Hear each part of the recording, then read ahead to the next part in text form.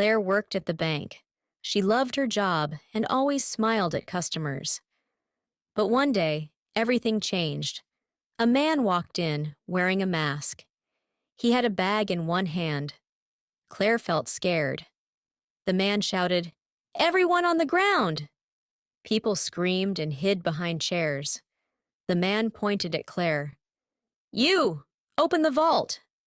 Claire's heart raced. She stood up slowly. The man walked to Claire and said, "Hurry up!" He pushed her. Claire moved to the vault. Her hands were shaking. She put the key in. "Faster!" the man shouted. Claire opened the vault. "Fill the bag with money," the man ordered. Claire looked at the cameras above. Should she try to signal for help? But the man was close. Claire started putting money in the bag. She looked calm, but inside she was terrified. She knew there was a button to call the police, but she could not move. The man watched her. "That's enough," he said. The man grabbed the bag. He took out something shiny. It was a gun. Claire froze. Was he going to shoot? She did not know what to do. The man pointed the gun at Claire. He shouted, "Don't move!" But Claire saw her chance. When the man looked away, she hit the silent alarm. He did not see it. The alarm would alert the police. Claire hoped they would come soon. The man turned back to her. "What did you do?" he yelled. Claire held her breath. Had he noticed? He moved closer to Claire, but then he looked at the gun. He laughed. "This gun is not real. I was bluffing." He dropped it. "But if you do anything else, I will still hurt you." The man grabbed Claire's arm. He was angry. She tried to stay calm. "Please, I just work here," she said softly. "I have nothing to do with this." He looked at her closely. "Stay quiet," he said, pushing her back. Suddenly, sirens wailed outside. The man turned pale. The police had arrived. "What did you do?" he asked again. Claire didn't reply. The man's hand shook. He looked around. There was no way out. The police shouted through the door, "Let everyone go." Claire saw fear in the man's eyes. He knew it was over. The man dropped the bag. "Fine!" he yelled. He pushed Claire away and raised his hands. "I give up." The police rushed in and grabbed him. Claire fell to the floor. She was shaking, but she was safe now. An officer came to her. "Are you okay?" he asked. Claire nodded slowly. She looked around at the other people. They were crying and hugging. "You were very brave," the officer said. Claire looked at him. "Thank you," she whispered. She did not feel brave, but she knew she had done the right thing by staying calm and alert. Claire stood up slowly. Her legs were weak, but she knew she had to be strong. She looked at the man as the police took him away. He glanced back at her. For a second, Claire thought she saw regret in his eyes, but then he turned away and laughed. She sighed and looked at the bank. Everything was a mess, papers and bags everywhere. "Can I go home now?" Claire asked one of the officers. He nodded. "Yes, we'll get your statement later. You should rest." Claire felt a tear on her cheek as she walked out of the bank. Claire walked slowly to her car. The city lights shone brightly, but she felt cold. Her hands still shook a little. She took a deep breath and opened her car door. Sitting inside, Claire looked at the steering wheel. She felt lost. "What just happened?" she whispered to herself. It felt like a bad dream. She wanted to forget it all. Her phone buzzed. It was her mother. "Are you okay, Claire?" she asked quickly. Claire nodded, even though her mother couldn't see her. "Yes, Mom. I'm okay now," Claire said softly. Claire's mother sounded worried. "I saw the news. You're really brave, Claire. You did well." Claire closed her eyes. She didn't feel brave. She felt tired. Thanks, Mom. I just, I just want to go home, Claire said. Her mother paused. Come stay with us tonight, she offered. Claire thought about it, but shook her head. No, I'll be fine, Claire said. I just need some sleep. Her mother hesitated. Okay, but call me if you need anything, she said. I will, Claire whispered. Then she hung up the phone. Claire started the car and drove home. The streets were quiet. She looked out the window, thinking about what had happened. Her heart felt heavy, but she was safe. When she reached her apartment, Claire parked and went inside. She locked the door and sat on her bed. Everything felt different now. The quiet seemed louder than before. Claire knew she would remember this day forever, but she also knew that she could not let fear control her life. I'll be okay, she said to herself. Then she closed her eyes to rest. Tom opened his eyes. The air was hot, and smoke filled his lungs. He coughed and looked around. The car was upside down. Fire flickered near the front. He panicked. Tom tried to unbuckle his seatbelt, but it was stuck. His hands were shaking. The fire grew bigger, and he could feel the heat getting stronger. He had to get out. Tom pulled at the seatbelt again, but it would not move. Come on! He shouted. He looked out the window and saw flames outside. He felt trapped and helpless. Tom knew he had to do something fast. He took a deep breath and reached for a small hammer he kept in the car. He hit the window with all his strength. The glass cracked, but didn't break. No! Tom shouted. He hit it again and again. Finally, the window shattered. He pushed the glass away and tried to crawl out. As Tom moved through the window, he felt pain in his leg.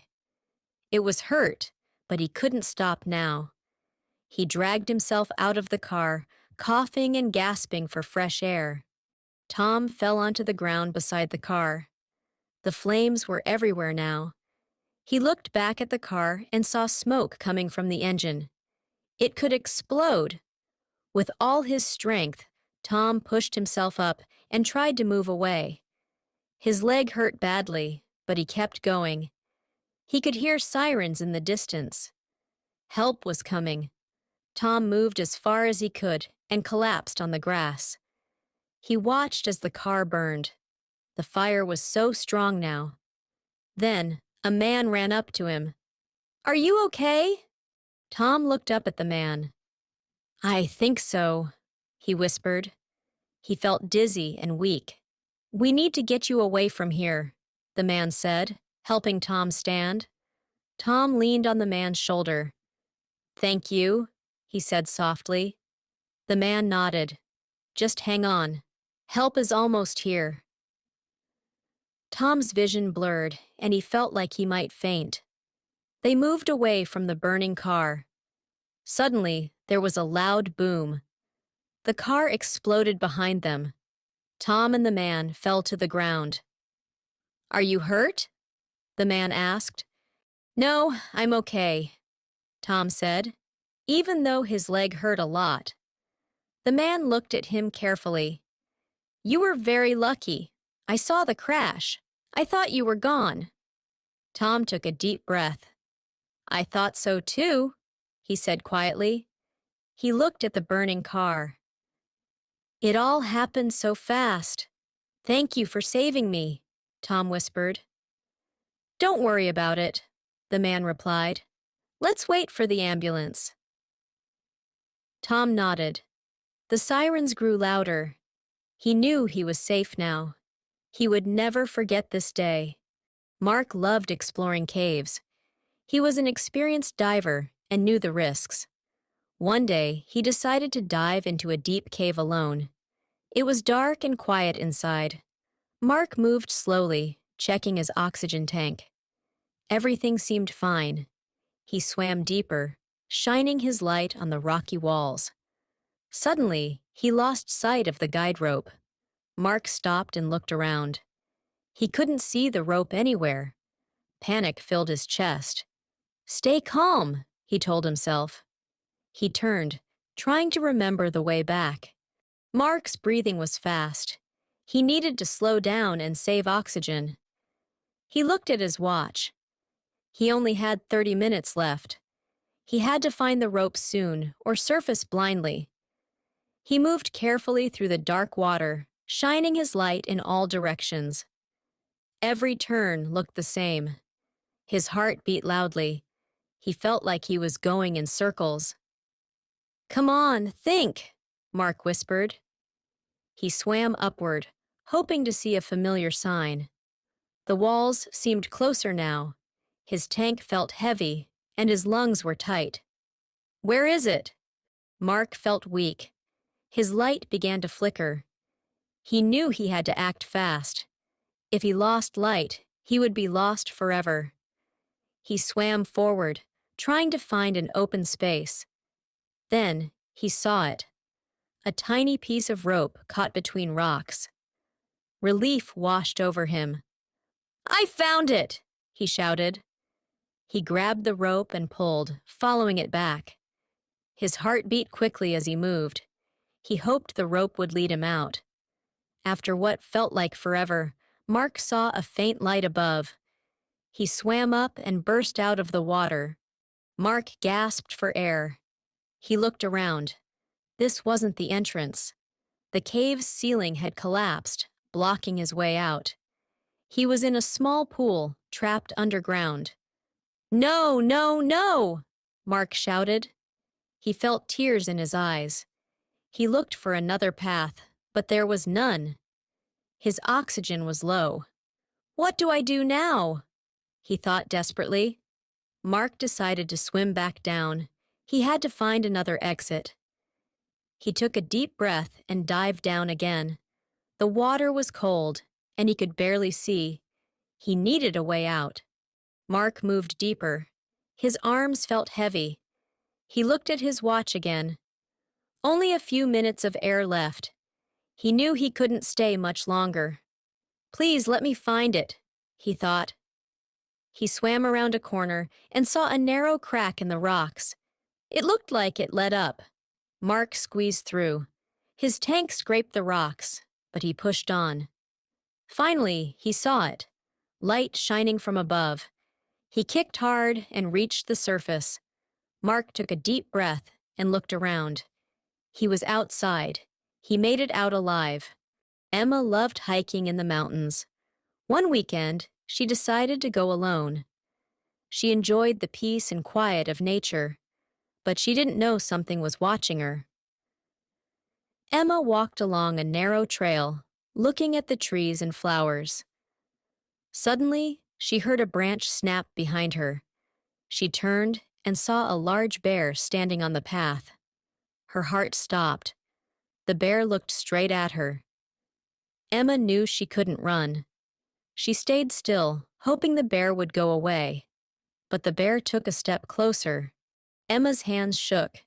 She looked at the bear's big paws and sharp claws. "What do I do?" she thought. The bear growled softly. Emma tried to look calm, but she felt weak. She raised her hands slowly to make herself look bigger. "Go away," she whispered. The bear sniffed the air and took another step forward. Emma's heart beat loudly. Emma backed away, keeping her eyes on the bear. Then the bear roared loudly. Emma froze. The bear was so close now. "Don't attack me," she thought, trembling. The bear lowered its head and took a step back. Emma watched it carefully. She knew she should not turn her back. "Please leave," she whispered again. She held her breath. The bear huffed and turned away. Emma stayed still, watching it go. After a few long moments, the bear walked off the trail and disappeared into the trees. Emma let out a deep breath. Her legs were weak, and she felt like crying. "That was so close," she whispered to herself. She stayed quiet, listening for any other sounds. Emma slowly backed away from where the bear was. She needed to get off the trail. Her heart was still racing. She moved carefully, looking around. I have to stay calm, she thought. Emma didn't want to walk anymore, but she knew she had to keep going. It would be dark soon, and she needed to reach her camp before sunset. She started walking again. As Emma walked, she thought about the bear. Why did it come so close? She wondered. Then she saw something. A small bear cub peeked out from the bushes. Emma gasped. That's why, Emma whispered. The bear wasn't attacking her. It was protecting its cub. Emma slowly turned and kept moving away. I should have known, she thought. Emma felt relieved. She was no longer scared. She looked back once more to make sure the bear wasn't following. Then she walked quickly, wanting to get back to camp. When Emma finally reached her tent, she sat down and took a deep breath. What a day, she said to herself. She smiled a little. She had faced a bear and survived.